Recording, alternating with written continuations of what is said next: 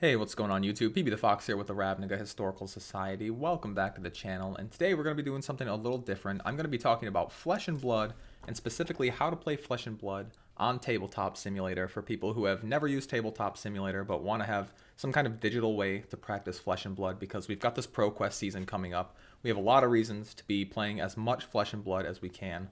So we're going to kind of run through just a quick overview of how Tabletop Simulator works so you can jump right in and start testing some games. And the first thing you're going to need to do is come over to fabdb.net, which we are all familiar with. And you're going to need to get your decks loaded into, I use a My Decks thing, right? You can copy decks from, the ones that are already posted here. I've got Yuki Lee's Ice Lexi build here. I've got a chain list copy here. Some of these are my own builds. But you're going to need these links to import your decks. So the first thing I recommend doing is either copy some lists that you want to be playing or build your own real quick. It's pretty easy to just kind of drag your cards in. We could do another video on that if people are interested in it, but it's fairly self-explanatory. So for argument's sake, let's say we're just going to play my Bravo list here. So we click on this, and you're going to need to copy the website link. For anybody who's not familiar, we'll fire up Steam real quick. Tabletop Simulator is, let's look at it in the store. It's sometimes on sale. I think it's usually like $20. Yeah, it's $20 right now. Sometimes it'll go on sale for like 10 bucks. There are so many games you can download for free in the workshop of really any tabletop board game you want. I've got Arkham Horror on there. I've got Wingspan. I've got Scythe and Gaia Project. There are so many cool games on here that you can play for free. There's also expansions that you can pay for. So when you go to the Tabletop Simulator page in your library here, you'll click on Workshop. And this is where you download all of the games, because Tabletop Simulator doesn't have much in it on the way of the default mode. So we'll type Flesh and Blood, because that's the game we want. And then you'll see right here, Flesh and Blood by Owens D, OSC. You're going to click on that, and then I've already got it installed. Yeah, so you'll click subscribe right here, right? I'm already subscribed. And then that will kind of load Flesh and Blood into your copy of Tabletop Simulator. So when you click create here, we'll do a single player game. You come to Workshop down here, and you can see, yeah, I've got Terraforming Mars, Marvel Crisis Protocol, Star Wars Rebellion.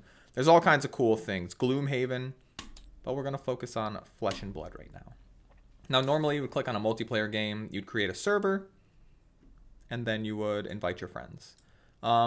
Potentially the most important part here is if you click this little unlock button in the top, you can click these buttons and change the playmats in case you don't want these defaults.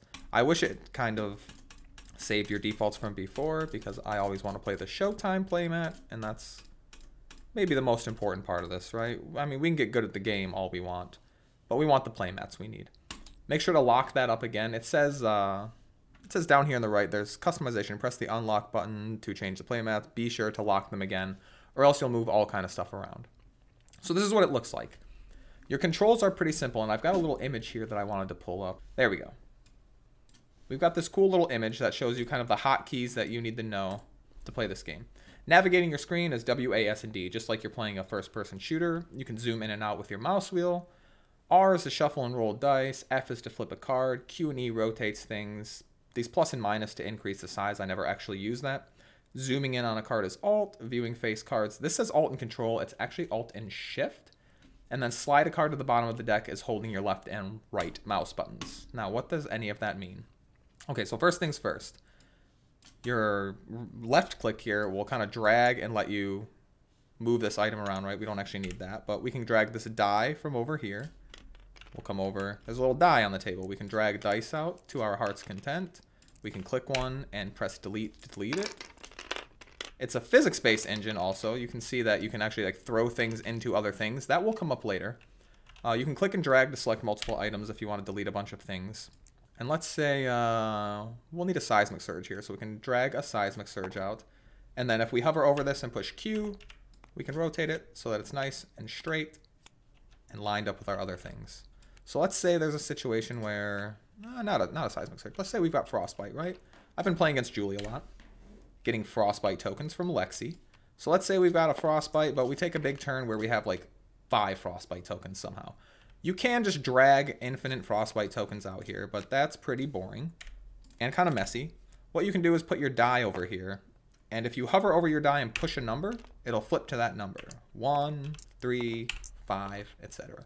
So I usually keep a die right here on my pitch zone. I will just get rid of this to keep track of my resources. And we'll get to that in a second. If you hold your right click button and move the mouse, that's how you can kind of change your viewpoint here. If you want a more of an angled view, if you want a very top-down view. I prefer a top-down view just so that I can see things. But we'll come over here to this little deck builder. And you can see there's a place to paste a link here. And then we're going to click that FabDB button. And our deck appears here. Yay! We've got our main deck, our sideboard, our equipment, our weapons, and our hero. There are some things you can simulate a sealed pool. You can use some of the pre-built decks here, but I highly recommend you just use your own stuff, right? The pre-built decks are sort of meh. Not terrible, but not great. Weapons, well, whoops. So you can see my weapon was just 1 card. My Bravo token was just 1 card, but I've got 4 equipments. So if I quickly drag a card, I can take 1, 2, 3, 4 and put these cards all over the place.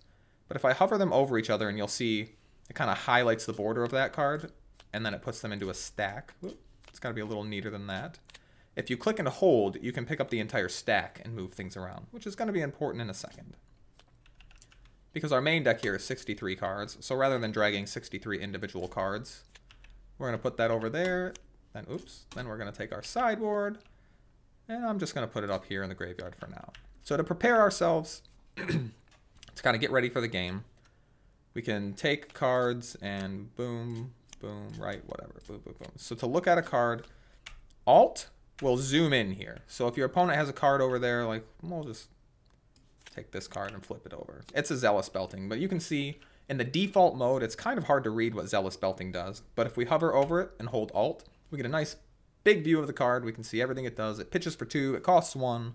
When there's a card in your pitch zone with power greater than Zealous Belting's base power, it has Go Again, attacks for 5, blocks for 2.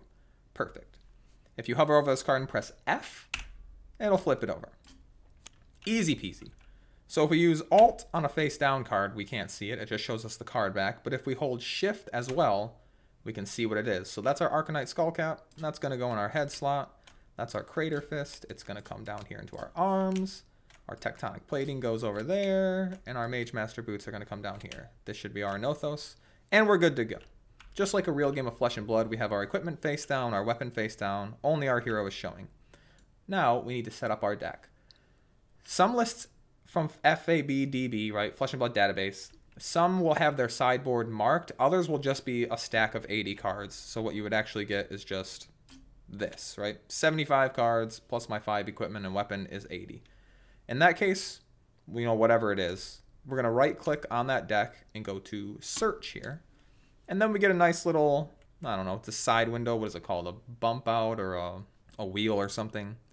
But we can take the cards that we're not going to play and drag them out here. So let's say we're playing, we'll just go pretty standard. Whoops. Oh, you can also search too. I accidentally typed W. So if we want to find anything that says Crush on it, boom, there's all of our Crush cards. But we don't need our Zealous Beltings, so I'm going to drag those out. They're all face down, too. Keep that in mind. Even though we see them face up here, if they're face down in the stack, when you drag them out, they'll be face down. So we're still not revealing any information to our opponent, which is going to be pretty important later. We don't need these boots. So let's say we're still on 70 cards here. So let's say we don't want to play our Mangle package for whatever reason. So we'll take out Mangle and Buckling Blow. Don't want those. That brings us down to 66 cards. And let's say for whatever reason, we also don't want to play, I don't know, Cranial Crush, or not Cranial Crush. What's it called? Cartilage Crush? Is that the one I'm looking for? No, Crush Confidence. Let's say we don't need to stop our opponent's abilities there. So that puts us on 64 cards. Not bad for Guardian. We'll call that a day. So this stack of sideboard cards here, we don't need it, so we can hover, delete, it's gone. Easy peasy. Setting up the game, not so bad. All right, we can also grab one of these little life trackers over here, which is pretty nice. We can use that Q button to rotate it. And we can actually just hover over it, click there. Oops, nope, just 40. And we're good to go. You can press C to do that again. 0, 40, sure, why not? And then there's a little plus and minus button if we gain life or if we lose life. Simple.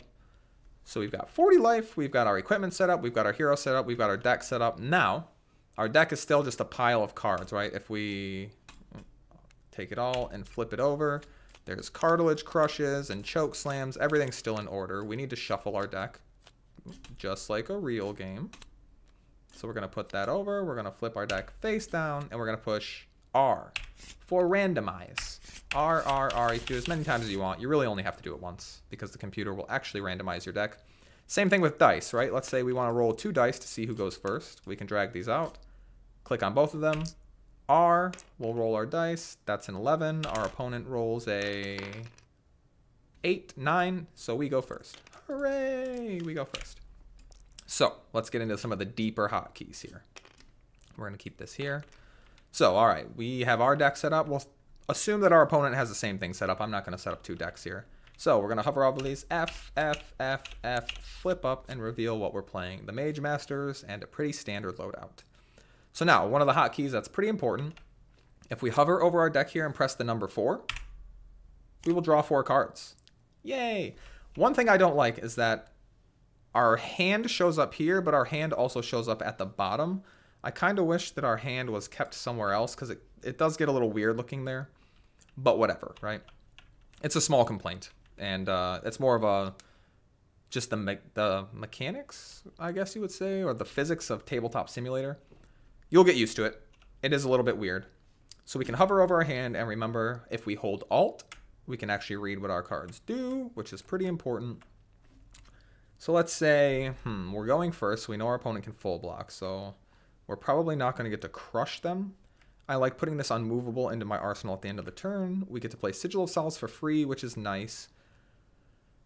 I guess, right? We're not really interested in doing much else. So I'd say what we're going to do here is, let's take this card out of our hand. We pitch Thump, and I'm going to put my little 3 right here. So I've got 3 resources. We'll go down to 2. We'll make a Seismic Surge token. Where did it go? Here it is. We'll make it nice and neat. Boom. Seismic Surge with our Tectonic Plating. With 1 left floating, we're not going to do much else, right? Or 2 left floating.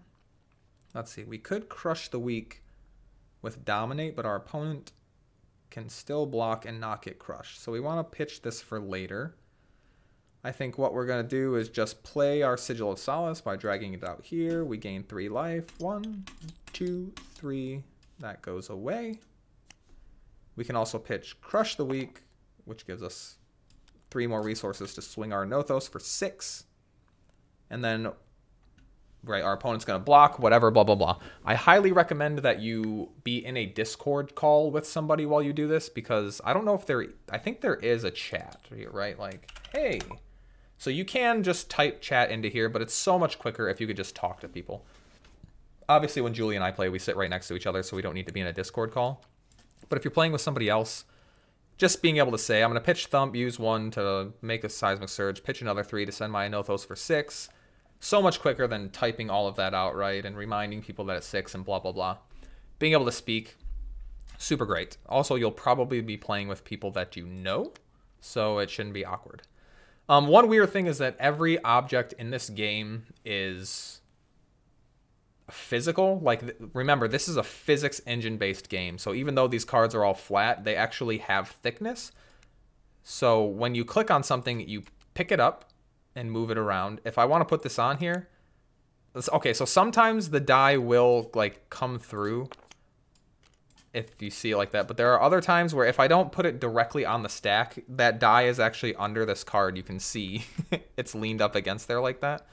So like if you ever see weird stuff like that happening, just keep in mind that it is an actual physical game, so there's probably something like that going on. However, if we put the card in the stack, it'll keep that 2 on top. We have 2 resources floating, coming across with a Nothos for 6. We've got a card in our hand, so our opponent might think it's a pummel. They'll block accordingly. Okay, we send this back here. And then when we want to arsenal a card, what we need to do is right-click it in our hand. There's a flip here, which flips it face down. And then we can drag it from our hand into our arsenal. That way we can still hold Alt and Shift and look at it if we need to, but we don't show our opponent what we're arsenaling, which is pretty important. Then, all right, 2 things here. At the end of the turn, if you just put your pitch zone in the order you want, so I've got a blue Thump, and a blue crush the weak. I don't really care what order these go in because they're both blue. There's this little end turn button down here. I can't zoom in any further. There we go. End turn. If we click end turn, the only thing this button does is flips our pitch zone over and puts it on the bottom of our deck. That's like the only automated thing in Tabletop Simulator, and honestly, it's the only thing that needs to be automated because flipping them individually and putting them on the bottom will be a pain in the ass. So that button is super, super cool. Then we're gonna hover over our deck, press the number 4 to draw 4 cards. Oof, that's a weird ass hand. And we're gonna continue to play, right? Our opponent attacks us. Maybe we block with one of these pummels because we don't super need it. We play our Sigil of Solace to gain 3 more life. We go up to 46. We'll say we take, you know, maybe 3 damage from that attack. Who knows? Who cares? These go over here. On our turn, our Seismic Surge pops.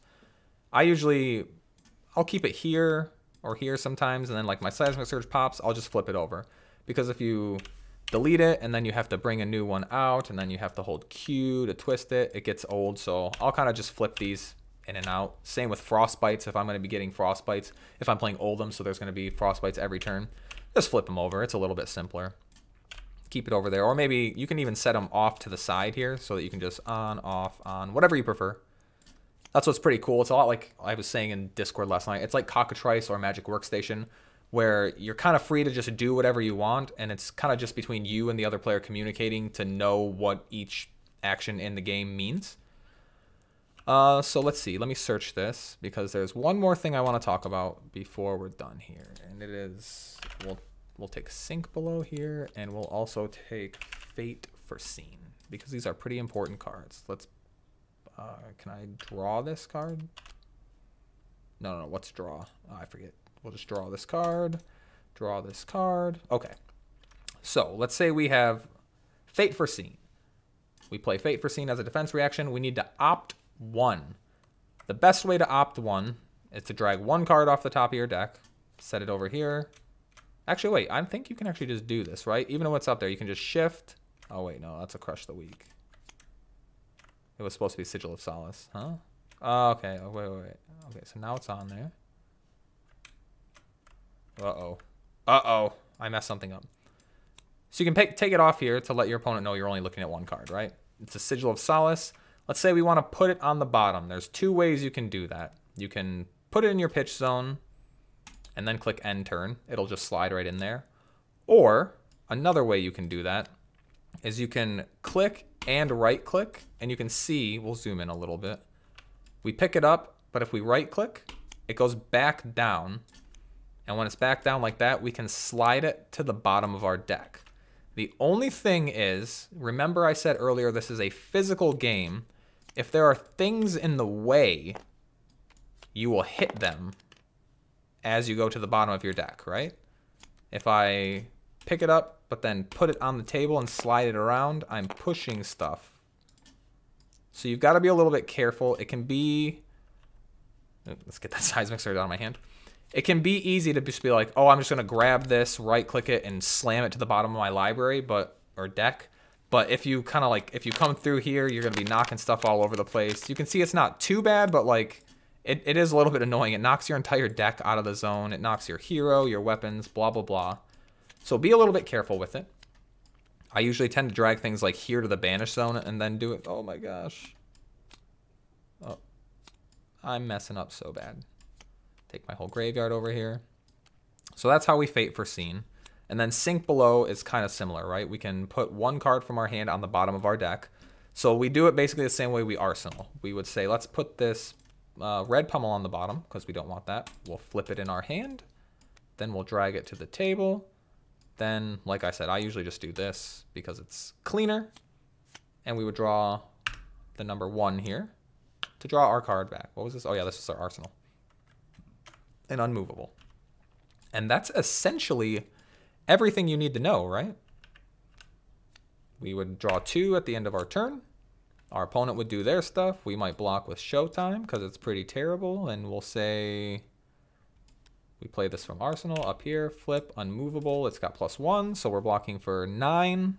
Maybe we take an extra 1 damage because our opponent's on chain. Click these 2. We can do it that way, right? We can click and drag, pick up those 2 cards. And then, doink. Although that one goes to the bottom for some reason, right? Fate foreseen. Oh, let's see. Sync, and then fate goes under it. No, fate goes to the bottom. So you've got to be careful with the order in your pitch zone, because when you're pitch stacking, you want to make sure that the top card of your pitch stack, of your pitch zone, will be the bottom card of your deck. So like, let's say we're pitching this and this. That's a bad example. And we're pitching this red sync below. If I want to make sure that, like, let's say I just pitched a red card last turn, so I don't want 2 red cards in a row, I need to put it like that. They also all need to be in a stack. First things first. You can see how these cards are all in the zone, but if I click this, I get this little warning. Please order your pitch area into a deck first to ensure the order that you intend. They have to be in a stack like that, into a stack of 3, and then flip that. Boom. Then if I pick up my entire deck and flip it over, we'll see that the red card is on the bottom, so that we can keep our pitch order nice and neat in a way that benefits us in the late game. We draw 3 more cards. And that's it. You can see over on the side here, there's an infinite stack of all the tokens. We've got embodiment of lightning and earth. I don't know why they're not next to each other. We've got shields, zen states, rune chants, seismic surges, quickens, coppers, soul shackles, and frostbites. And then over here, same thing, infinite stack of dice. We can throw as many dice as we want over on the table. We can take these little tokens. If instead of dice, you prefer to use these. Super important. This is maybe the most important feature of the game. If you right click and click color tint, you can change the color of your dice. I know some of us only want to use red dice. Did that not work, or am I? No.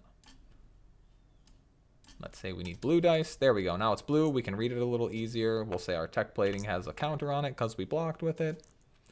And then if you want to use the same color dice, you can right click on this and click clone. That will give you 1. Although you have to right click out of, or what is it? You have to push escape. Yeah, because if I click clone here, I did this yesterday, and then you just drag your die, you'll make a lot of them. It doesn't stop making them until you tell it to stop making them with a right click. So make sure you don't make a billion dice like I did. Whoa. We'll take all these. All right. And then we can say, all right, we blocked for 2 with our Crater Fist. So actually it's just dead, right? We blocked for 2 with our Arcanite Skullcap. And blah, blah, whatever. Easy peasy, right? Not as bad as it seems when you have no prior experience. Like, I tried to jump into this and I didn't know how to even upload the decks. So I was using these, like, let's say a pre-built deck, right? We can scroll down, blah, blah, blah. We've got all the sets are in here. If you want to build your deck in here, I do not recommend it. I recommend building your decks in FabDB and then importing them. It's much, much faster. But let's say the Reinhardt Hero deck, right? We can just make a Reinhardt Hero deck. And you could even play against yourself if you were really so inclined. I bet you these are 2. Oh, that's Romping Club. Gauntlets, our helm. This is not right at all. You see what I mean? These should be scab skins. These should be gambler's gloves. This should be an Arcanite Skullcap. And I guess we can just clone this, right? Clone our Skullcap, put it in there, blah, blah, blah. But then we have a Reinhardt deck. We can randomize it. Although, if we draw 4 off of this, it'll go to our hand. I've never done this. Yeah, we don't want that. So we would kind of have to just play open hand against ourselves here, right? Kind of do it like this. And you could definitely bounce back and forth, or you could even play like side straddle like this, I suppose, and kind of do things against yourself if you really really want to get into the self-testing. Never really considered that. But there you go. Pretty easy. If you've got questions, let me know in the comments. Hit me up in Discord. Super simple. Like I said, $20, but this is not what Tabletop Simulator is limited to, right? This is one game. So if we come out here, let's go to the main menu. Yes. We'll create a single player game. Don't forget that this isn't a flesh and blood simulator. This is a game simulator. So there's classic stuff, right? Chess, cards, checkers. I mean, you can just play poker on here. You can build card towers, as you see there. You can play solitaire, blah, blah, whatever. There's just building blocks. There's just dice. There's DLC, right? You can actually pay for official versions of games, right? I've got Scythe here that we can buy an official version of. I'm not 100% on this. I think some of the official DLC games are a little bit automated. so that things, yeah, like we have Wingspan here. And I think part of Wingspan is actually automated. We've only played it on here, I think, once, because we have the other version of it. Uh-oh, did it crash? Not during the YouTube video. Okay, we're good. There we go, and look how beautiful it is. We get to play in this gazebo. We've got our player mats. We get to put 3 birds out in the main zone. I get to draw, what is it, 4 cards? Draw 4 and then keep. Oh, let's draw 4 and then 4 one of each resource, right? Or is it 5 and 5? I haven't played this game in a little while. But you can see we get the eggs here. If you've never played Wingspan, this game is great. But oh, setup game. There we go. There's a setup game button. Then there's the European and the Automa. Nice, nice. Oh, they don't have the Oceania expansion in here yet. Probably because I haven't updated it yet. But there's a lot of stuff you can do in Tabletop Simulator. The only downside, I guess you could say, is that it requires other people to play. You can't just like go online and find a matchmaker. That's not really possible. But other than that, definitely worth the $20 if you've got people to play with, especially like when it goes on sale for 10 bucks, you can get all your friends to buy it. I know sometimes they'll do a thing where like, I think for $50, you get 4 licenses that you can give out to your friends too. Anyway, that's going to do it for today. This video is way too long. It is 28 minutes. I'll try to cut some of this down. But other than that, like I said, get at me in the Discord if you've got any questions. Get at me in the Discord if you want to play some games. We will see you all at the upkeep. Good luck in the ProQuest season. We'll see you soon. As always, I've been PB the Fox with the Ravnica Historical Society. You've all been awesome, and we'll play some games soon. Take care, guys.